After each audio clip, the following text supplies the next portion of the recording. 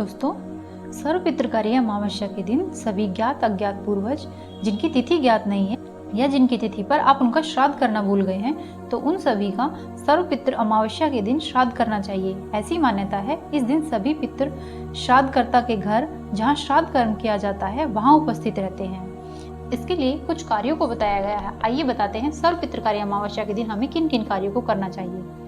सबसे पहले तर्पण करें। जल में काले तिल, जौ, कुशा, सफेद फूल मिलाकर तर्पण किया जाता है।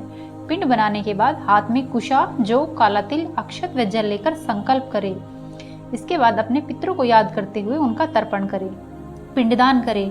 चावल को गलाकर कम से कम 3 पिंडी बनाते हैं, जो कि हमारे पूर्वजों के लिए होती है, जो कि पिता, दादा व परदादा 3 पीढ़ी के पूर्वजों के लिए होती है।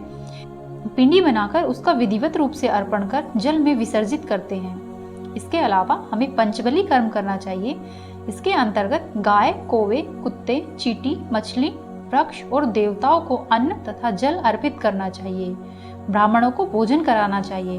ब्राह्मणों को भोजन नहीं करा सकते हैं तो भांजे, मामा, नाती और कुल खानदान के सभी लोगों को अच्छे से पेट भरकर भोजन खिलाकर दक्षिणा जरूर देनी चाहिए। इस दिन हमें दान देना चाहिए। गरीबों या जरूरतों को खाद्य सामग्री, वस्त्र आदि दान की जानी चाहिए। श्राद्ध में 10 तरह के दान बताए गए हैं, जैसे काला तिल, घी, गुड़, धन धान्य, नमक, सोने चांदी, गाय, भूमि, वस्त्र, जूते, चप्पल, छाता इत्यादि दान बताए गए हैं। इन सभी का हमें अपनी इच्छा अनुरूप दान करना चाहिए। इसके अलावा अमान्य दान भी करना चाहिए। अमान्य दान श्राद्ध में जो लोग भोजन कराने में अक्षम होते हैं, जो दान नहीं दे सकते हैं, वो अमान्य दान करते हैं। अमान्य दान अर्थात अन्न, घी, गुड़, नमक आदि भोजन में प्रयुक्त होने वाली वस्तुएं इच्छानुसार मात्रा में दान दी जाती है।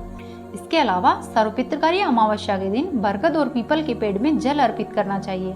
बरगद और पीपल को जल अर्पित करके इनके नीचे धूप दीप प्रज्वलित करें। स्टील के लोटे में दूध, पानी, काले तिल, शहद और जौ मिलाकर पीपल के पेड़ की जड़ में चढ़ा दें। इसके अलावा हमें गीता का पाठ करना चाहिए। गीता के 2, 7वें और 10वें अध्याय का पाठ करें।